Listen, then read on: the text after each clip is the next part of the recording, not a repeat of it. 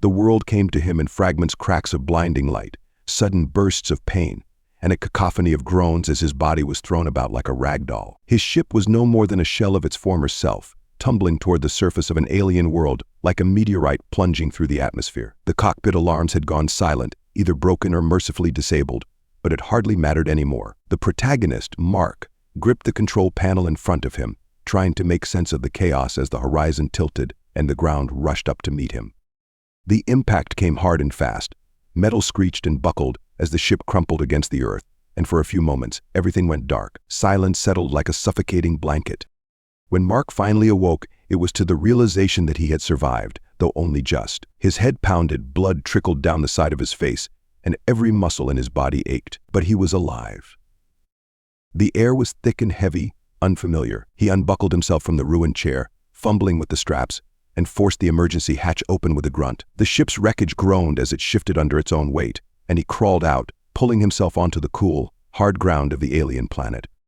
Mark staggered to his feet, taking in his surroundings. The landscape stretched before him in vivid greens and deep purples, a forest of towering trees with twisting, gnarled trunks, and leaves that shimmered in the strange light of a lavender sky. This place, wherever it was, felt alive in a way that Earth's wilderness never had. There was an untamed, almost primal energy in the air. Even the very ground seemed to hum beneath his boots. The wreckage of his ship smoldered behind him, a trail of black smoke curling into the air, a signal he knew could attract both help and danger. But that was a problem for later. Right now he needed water, shelter, and food. The basics of survival. Mark checked his gear. Most of it had been either destroyed in the crash or rendered useless. A single canteen of water and a few emergency rations were all that remained. His communicator was fried. He was on his own. "Great," he muttered, squinting up at the strange sky. Day 1, stranded on an alien planet. Could be worse. The truth was, it could always be worse, but right now things weren't looking great. He took stock of his injuries, bruised ribs, a few cuts and scrapes, but nothing broken. He'd survived crashes before, though none quite like this. The vast forest around him seemed to pulse with life. He could hear the rustle of leaves in the wind, distant calls of unseen creatures, and the soft hum of insects flitting about. But he couldn't afford to be fascinated. Survival was his priority. He set off, making his way through the dense forest, moving with caution. Every sound, every flicker of movement in the corner of his vision set his nerves on edge. There was a wildness here that he couldn't quite place. It was like stepping into the domain of something ancient, something untouched by human hands. As he pushed deeper into the forest, the light began to shift. The lavender sky grew darker, casting long shadows that twisted among the trees. The air grew cooler, and with it came the realization that he had no shelter for the night. Mark scanned the area for anything that could serve as cover, and that's when he noticed a flicker of movement in the distance, just beyond the tree line. His heart skipped a beat. Was it another survivor? Some kind of animal? He crouched low, edging closer to get a better look. Through the underbrush, he caught sight of them, figures humanoid but different. Tall and lithe, their skin shimmered in hues of emerald and gold, and their movements were graceful, almost predatory. They moved with a fluidity that marked them as something not of this world. They were beautiful, but there was something wild in the way they moved, something dangerous. Mark's breath caught in his throat. He'd heard of alien species before, but never had he seen one in person. These women, because they were unmistakably female, moved like spirits of the forest, their long hair flowing behind them like dark waterfalls. They were draped in minimalistic, almost tribal garments, leaves and vines woven together in intricate patterns, yet their bearing was regal, commanding. He froze, watching as they moved in perfect harmony with the forest, as if they were a part of it. He couldn't risk being seen. Not yet. He had no idea if they were hostile, and right now he didn't have the strength to fight. But he couldn't stay hidden for long. His movement must have caught their attention because one of them suddenly turned, locking eyes with him. Mark's heart pounded in his chest. There was no mistaking the intelligence in those eyes, piercing and curious, but also fierce. She raised her hand, and in an instant the others stopped, their attention snapping to him. For a moment, neither party moved. Then, as if on cue, the group of alien women began to approach, their movements slow and deliberate. Mark backed away, his pulse racing. He'd survived the crash, but now he wasn't so sure about his odds of surviving this encounter.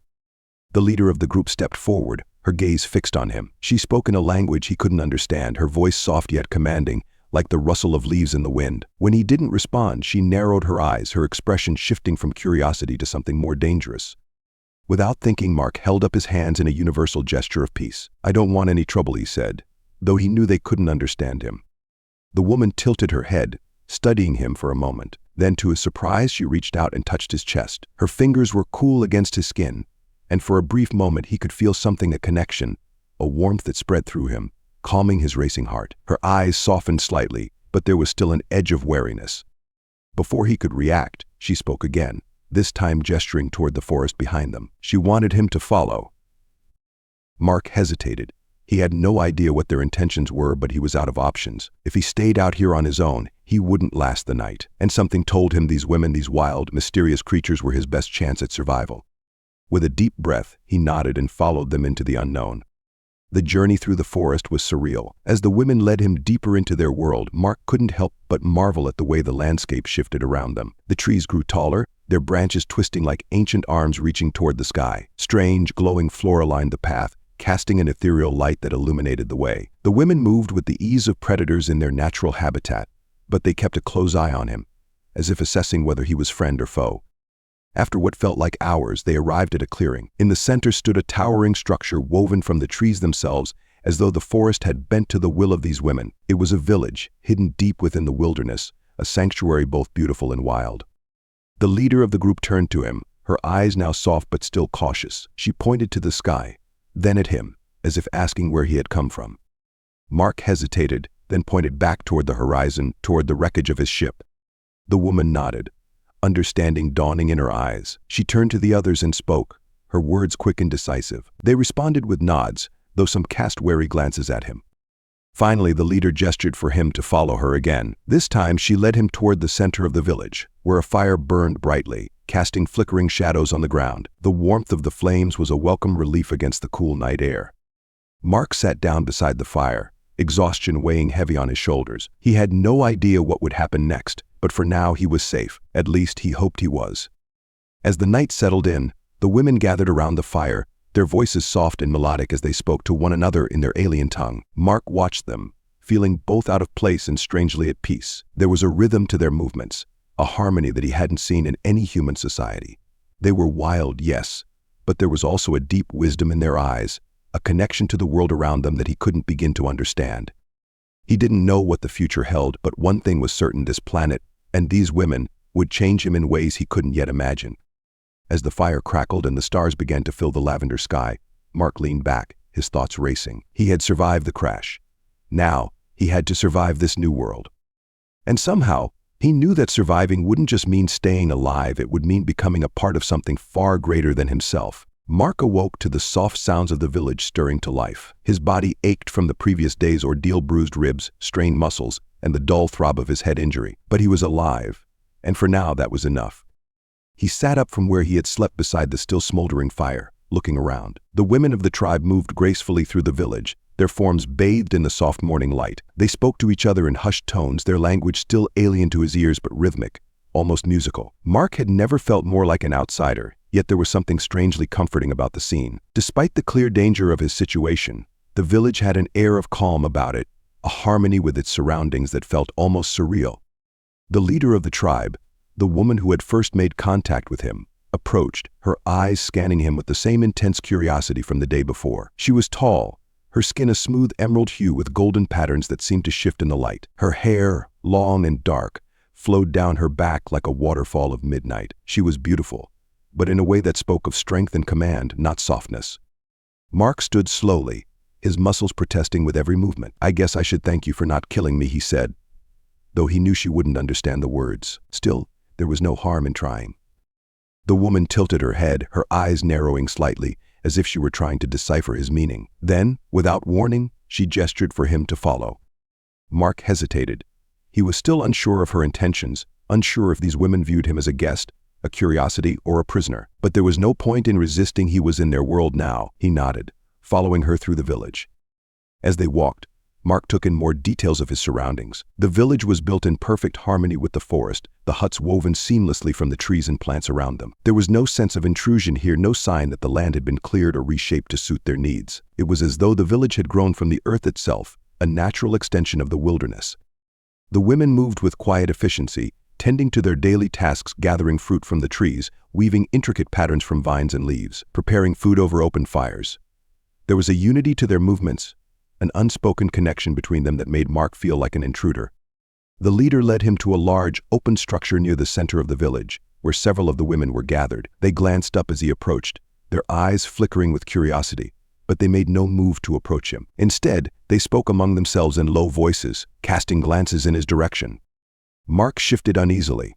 He had never been good at being the center of attention, and now, surrounded by these enigmatic women, he felt more out of place than ever. He had no idea what they expected of him, if they expected anything at all. The leader spoke a few words to the others, her voice firm yet calm. One of the women stepped forward, her gaze fixed on Mark. She was smaller than the leader, her features softer, though there was still a sharpness in her eyes that spoke of the same strength and confidence he had seen in the others.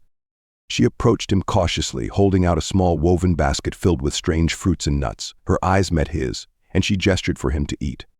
Mark hesitated, eyeing the contents of the basket. He had no idea if the food was safe for him, if his human body could handle whatever alien nutrients or toxins these fruits contained. But the alternative was starvation, and he had little choice. He took one of the fruits, a small, round object that resembled a peach but was a deep violet color. Its skin was smooth, almost waxy, and when he bit into it, the flesh was soft and sweet, with a flavor that reminded him of berries and citrus. The woman watched him intently as he ate, her expression unreadable. When he had finished the fruit, she nodded approvingly and handed him another. Mark ate in silence, acutely aware of the eyes on him. The food seemed to agree with him, and after a few minutes he began to feel the sharp edge of hunger recede. He glanced at the leader, who had been watching the interaction with the same intense curiosity as before. She spoke a few words to the others, and they responded with nods before turning back to their tasks. The leader then gestured for him to follow once again, and this time Mark noticed that the energy in the village seemed to shift. The women who had been watching him with quiet interest now returned to their routines, as though the novelty of his presence had worn off. He was no longer an object of intense scrutiny, though the sense of being an outsider still lingered in the air. As they walked through the village, Mark couldn't help but feel a growing sense of awe. The way the women lived was unlike anything he had ever seen. They moved with an effortless grace, their connection to the forest palpable in every gesture, every glance. He had heard stories of indigenous tribes on Earth who lived in harmony with nature, but this was something more, something deeper. The leader led him to the edge of the village, where the trees grew taller and denser. There she stopped, turning to face him with a serious expression. She pointed to the trees, then at herself, then back to him, her eyes searching his face for understanding. Mark frowned, trying to piece together what she was trying to convey. He had learned enough from his years of survival training to know that gestures were often more universal than words. She was showing him something important. She repeated the gesture, pointing to the trees, then at herself, and finally at him. Mark thought for a moment, then pointed to the trees and said, "Forest." He pointed to her, then to himself. "You, me, connected." The leader's eyes brightened, and she nodded, her lips curving into the faintest hint of a smile. Mark felt a flicker of hope. It wasn't much, but it was a start, a connection, however small, between him and these alien women. If he could understand their connection to the forest, perhaps he could understand them. The leader stepped forward, reaching out to place her hand on the trunk of one of the massive trees. Her eyes closed for a moment, and Mark could almost feel the energy that seemed to flow through her, as if the tree itself were alive in a way that was more than just biological. She was part of this place, part of the very land they walked on. Mark hesitated, then reached out to place his hand on the tree as well. The bark was cool and rough under his palm, but there was a strange warmth beneath the surface, a hum of energy that made the hairs on the back of his neck stand on end. It was unlike anything he had ever felt before. The leader opened her eyes, her gaze locking with his. For a moment they stood there in silence, their hands on the tree, and Mark felt a connection, something unspoken but undeniable. This was more than just a survival test. He was being invited into something ancient, something sacred. The leader stepped back, her expression softer now, and gestured for him to follow once again. This time she led him deeper into the forest, away from the village. As they walked, the light filtering through the trees took on a strange, otherworldly quality, casting long shadows and bathing the forest floor in a soft green glow. After what felt like hours, they reached a clearing. In the center stood a large stone altar, worn smooth by time and the elements. The air here felt different, heavier, charged with an energy that made Mark's skin prickle. The leader stepped forward, her movements reverent as she approached the altar. Mark followed cautiously, his heart pounding in his chest. He had no idea what this place was, but it was clear from the leader's demeanor that it was important, perhaps even sacred. She placed her hand on the altar, her eyes closing once again, and began to chant softly. The words were unfamiliar, but there was a rhythm to them, a cadence that seemed to resonate with the very air around them. The trees swayed gently, as if in response to her voice. Mark stood still, unsure of what to do. He felt like an intruder in this place, a stranger in a world he barely understood. But as the leader's voice grew louder, more insistent, he couldn't shake the feeling that something was changing, that he was standing on the threshold of something far greater than himself. When the chanting finally stopped, the leader turned to him, her eyes blazing with intensity. She pointed to the altar, then to him, her meaning clear. This was his initiation, his test. Mark swallowed hard, stepping forward toward the altar. Whatever was expected of him, whatever this ritual entailed, he knew one thing for certain: there was no turning back now. As he placed his hand on the smooth stone, he felt a surge of energy rush through him. Unlike anything he had ever experienced, the world around him seemed to blur and sharpen at once, and for the briefest moment, he could feel it: the pulse of the forest, the heartbeat of the land. He was no longer just a stranger in an alien world. He was part of it now, bound to this place and its people in ways he didn't yet fully understand. The leader stepped forward, her eyes locking with his. She reached out, placing her hand over his on the altar, and spoke a single word in her language, a word that sent a shiver down his spine. Sharif. Mark didn't know what it meant, but he felt its weight, its power. This was more than just survival. This was the beginning of something far deeper. And as the sun began to set, casting the forest in hues of gold and violet, Mark realized that he was no longer just a visitor on this planet. He was home.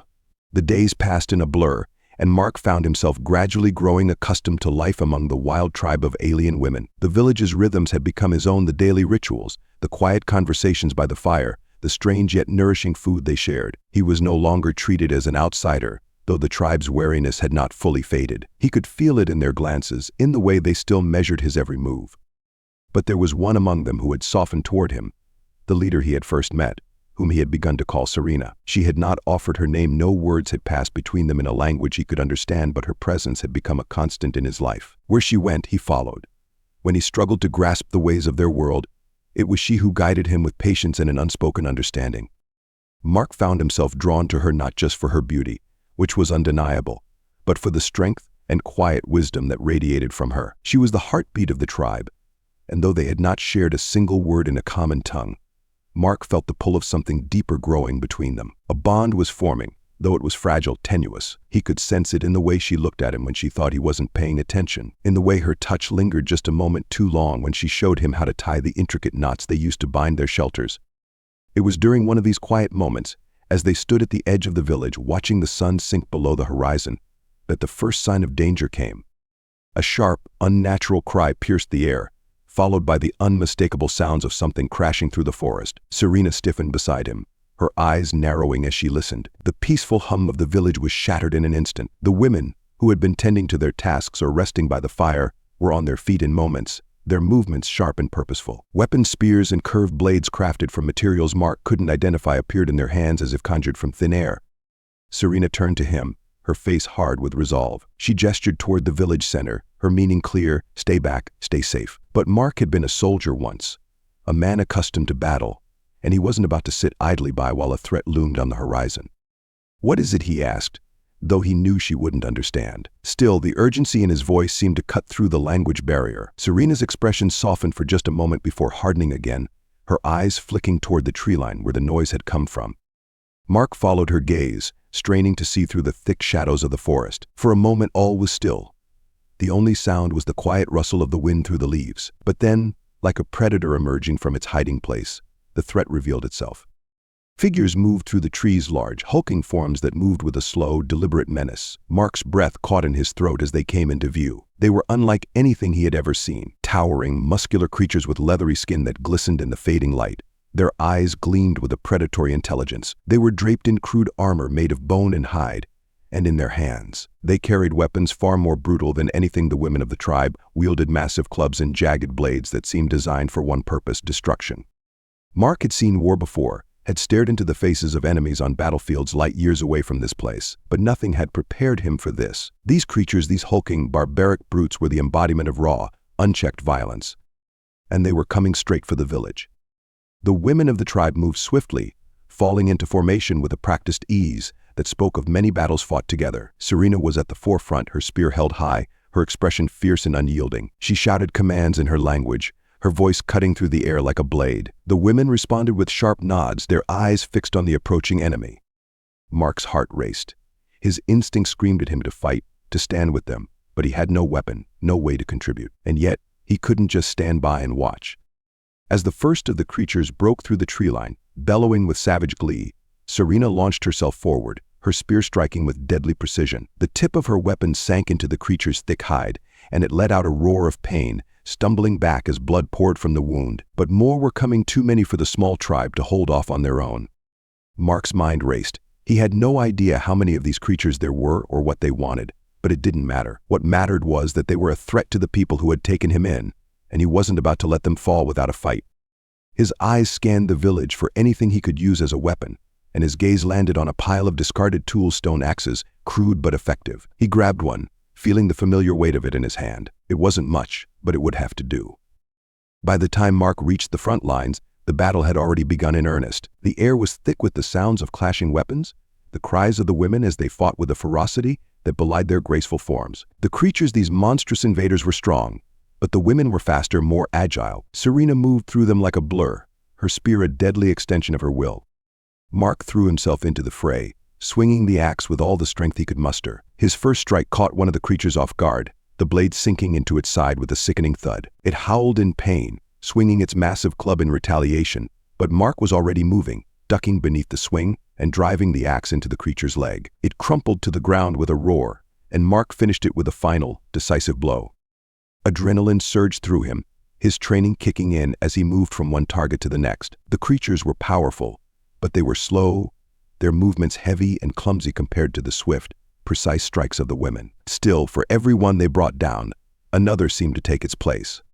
Serena fought beside him, her spear flashing in the fading light. They moved together without words, an unspoken understanding forming between them as they fought back the onslaught. She was a warrior, through and through, her movements fluid and deadly.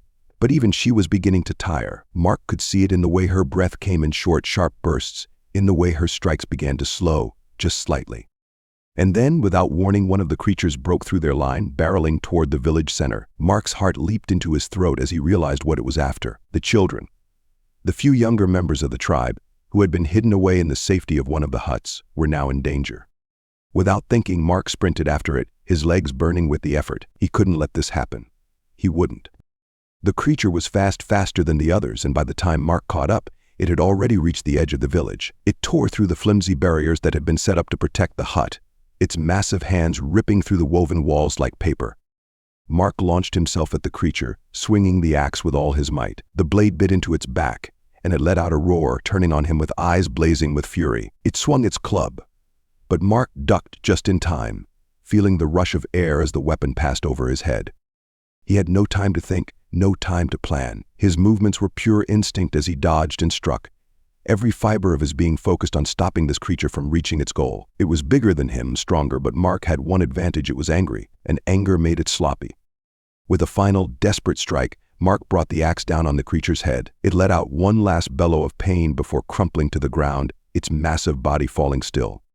For a moment, Mark stood there, chest heaving, his hands trembling with the force of his exertion. The village was quiet now, the sounds of battle fading into the background. He turned, expecting to see more of the creatures coming, but instead he found Serena standing behind him, her spear bloodied, her eyes filled with something he hadn't seen before: gratitude.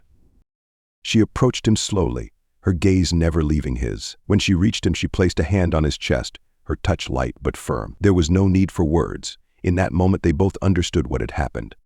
Mark had fought for them, for her. And in doing so, he had become something more than just an outsider. He had become part of the tribe. The battle had left the village shaken but not broken. In the days that followed, the women of the tribe moved through the aftermath with silent resolve, tending to their wounded, repairing damaged huts, and reinforcing their defenses. The bodies of the fallen creatures had been dragged to the outskirts of the forest and burned, their stench lingering in the air long after the fires had died down. Mark stood at the edge of the village, watching the distant plumes of smoke as they rose into the lavender sky. His body still ached from the fight, bruises darkening his skin, but his mind was sharper than ever. The threat had passed, but the memory of the battle clung to him like a shadow, a constant reminder that they were not safe, not yet. Serena had not spoken to him since that night. She had acknowledged his actions with a quiet nod of respect, but there had been no further interaction. Mark understood there were bigger concerns now, and the tribe's leader had more on her shoulders than ever before. But as the days turned into weeks, An unsettling tension began to grow in the village. The women still went about their tasks, but there was an air of uncertainty that hadn't been there before. Conversations were hushed, and glances were exchanged with increasing frequency. Mark could feel the shift, though he didn't fully understand its source until the night Serena came to him. It was late when she appeared at the door of the small hut he had been given to sleep in. The village was quiet, the only sounds the soft rustling of leaves and the distant calls of nocturnal creatures. Serena's expression was unreadable, but her presence was enough to set Mark on edge. He sat up, his body tense as she stepped inside, her gaze never leaving his.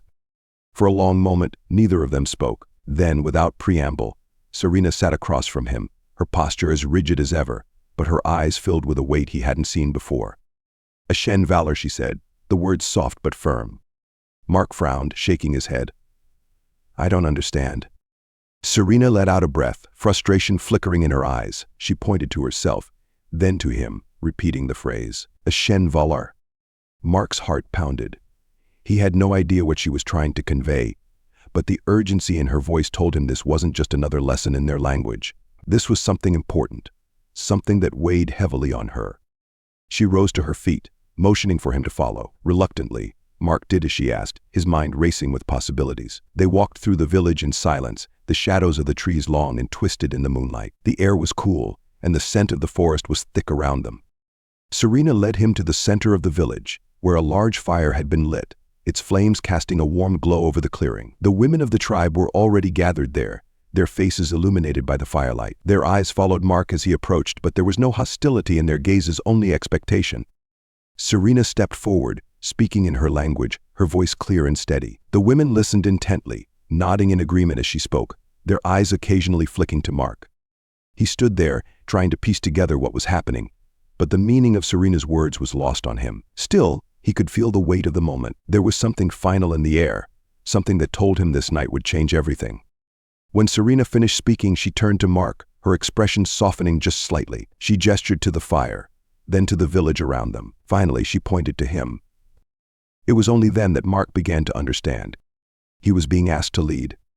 The realization hit him like a punch to the gut. He had assumed his place among the tribe was one of support, a helping hand in times of need. But this was something else entirely. Leadership, responsibility. The weight of their survival resting on his shoulders. Mark faltered, shaking his head. "I can't. I'm not. I don't know your ways. I don't know how to."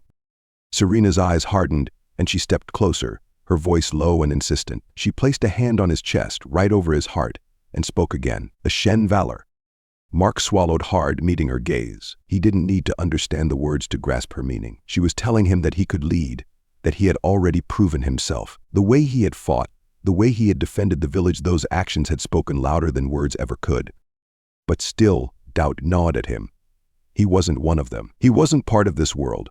How could he possibly take on the role of leader in a society he barely understood?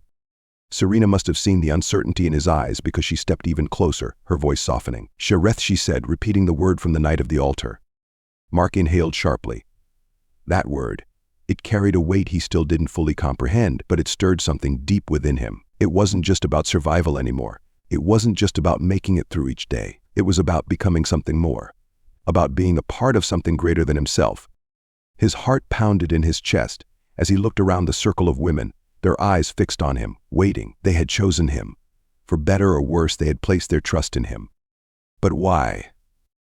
Serena stepped back, giving him space to breathe, but her gaze never wavered. She pointed to the women, then to the trees, then back to him. The message was clear. He wasn't just leading them. He was leading this land, this world that they were so deeply connected to. Mark clenched his fists, wrestling with the gravity of the situation. He had been a soldier once, a man who had followed orders, who had fought for survival. But leadership was something different. It was about more than just fighting. It was about responsibility, about making decisions that affected the lives of others. And here, in this alien world, the stakes were higher than he had ever known. But there was no turning back now. He could see it in their eyes. They were counting on him. And Serena, who stood at the heart of it all, believed in him in a way that shook him to his core. "I'll try," he said finally, his voice quiet but steady. "I don't know how, but I'll try." Serena's expression softened, and she nodded once, a silent acknowledgement of his decision. She gestured to the fire, motioning for him to take his place beside her. Mark stepped forward, the heat of the flames warming his skin. As he stood beside Serena, the weight of his new role settling on his shoulders. The women of the tribe began to chant, their voices low and melodic. The sound rose and fell like the wind through the trees, and as it did, Mark felt something shift inside him. It was as though the forest itself was accepting him, drawing him into its embrace. The chanting grew louder, filling the air with a sense of power and unity. Mark closed his eyes, letting the sound wash over him, and for the first time since arriving on this planet, he felt a sense of belonging. He wasn't just a stranger here anymore. He was a part of something much larger than himself. When the chanting finally died down, the village fell into a hushed silence. Serena turned to him, her eyes soft but filled with a quiet strength. She placed a hand on his shoulder, and though she didn't speak, the message was clear.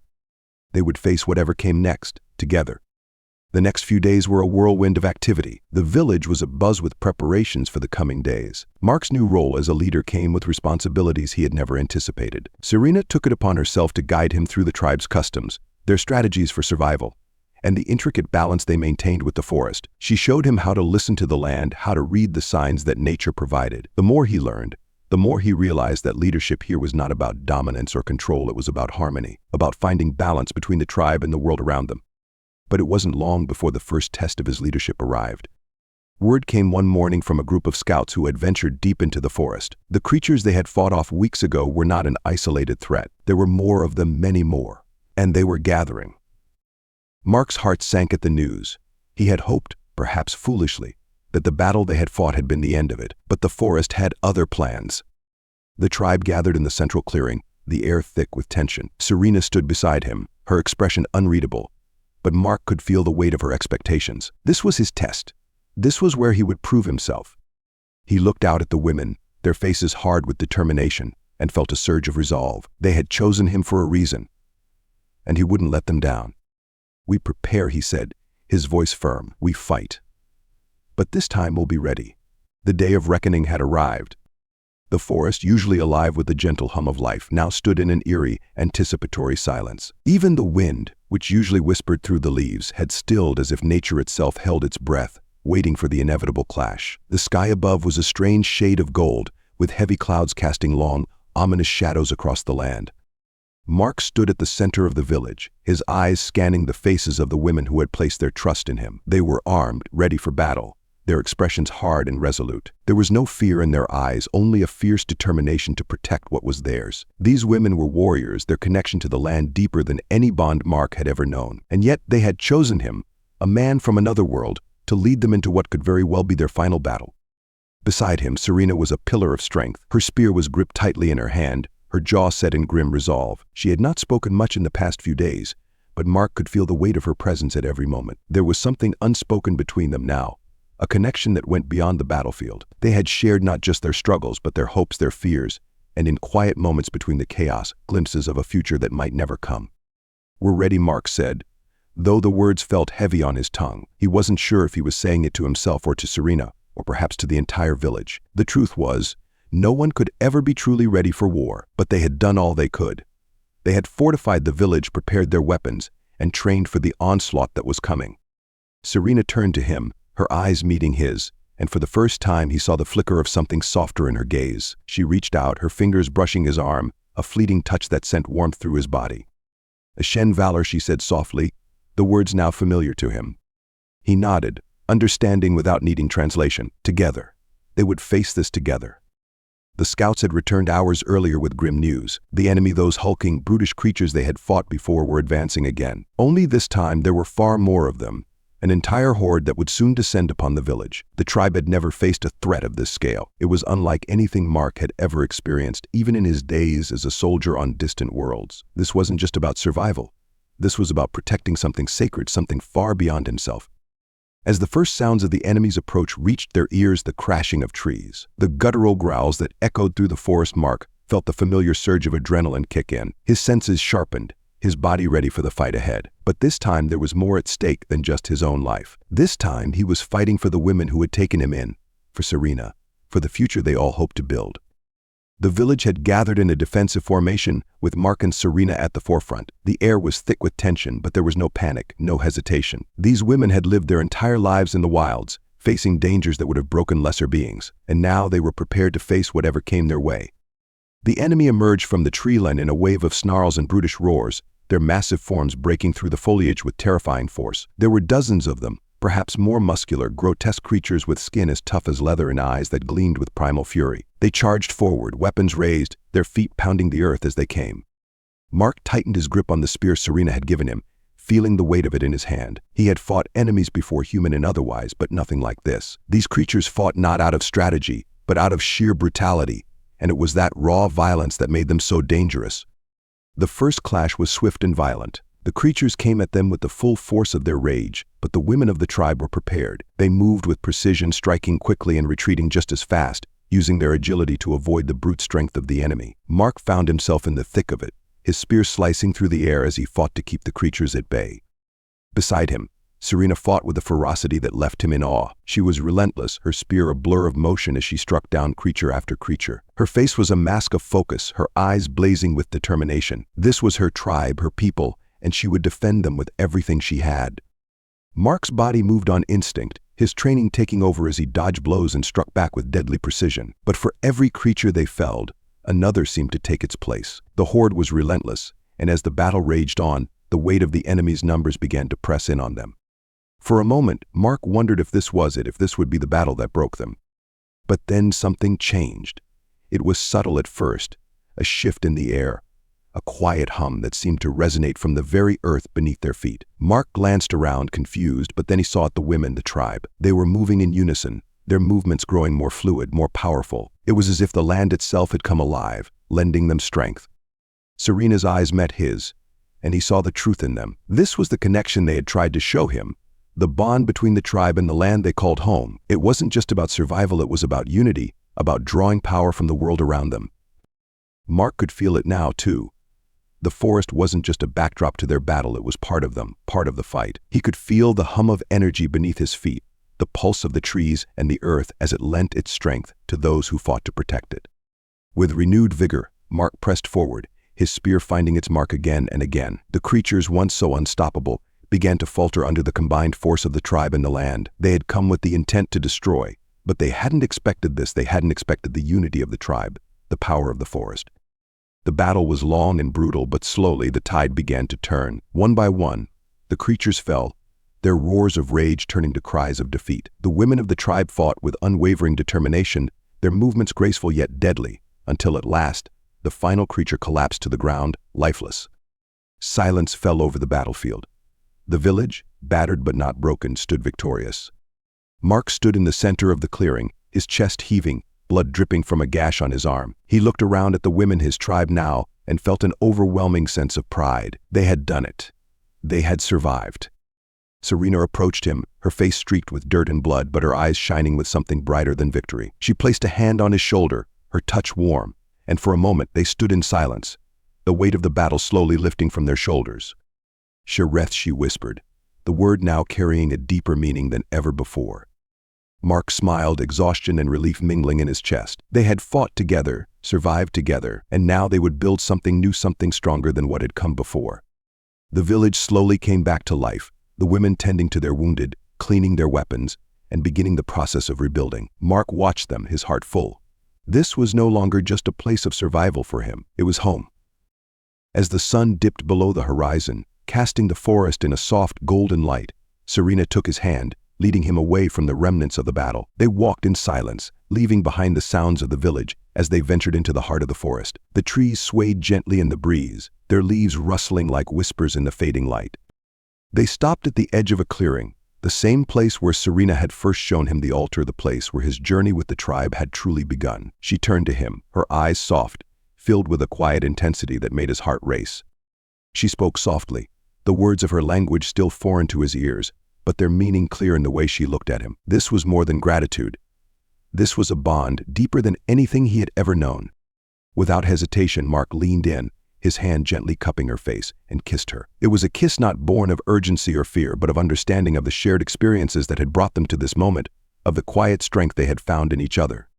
When they finally pulled apart, Serena smiled a rare, genuine smile that made Mark's heart swell. They stood there for a long moment, the world around them quiet and still, the weight of the battle behind them, and the promise of a new beginning ahead.